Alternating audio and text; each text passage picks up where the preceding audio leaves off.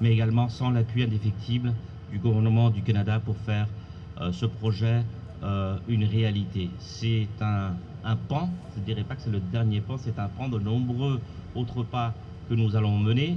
Dans un autre projet, on va faire un garage pour la police, pour les motocyclettes de la police nationale d'Haïti.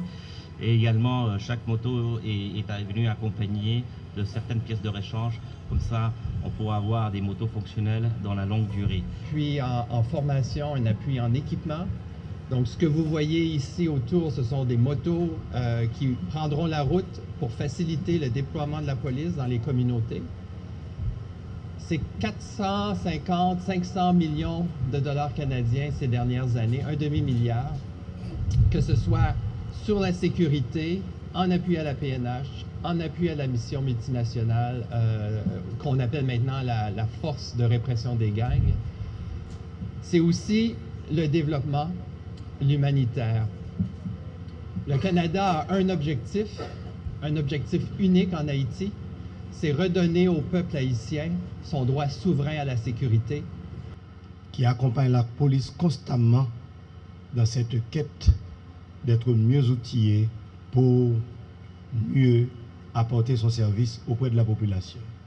Dans cette optique, nous avons pas mal d'activités avec nos partenaires internationaux et que je n'ose citer que quelques-uns qui sont la reconstruction de certains édifices de police détruits par la rage des gangs, les matériels roulants tels que les motocyclettes que vous voyez ici, les véhicules de police, les ambulances, les blindés, les matériels de réaction tels que les gilets de dotation personnelle, gilets de dotation,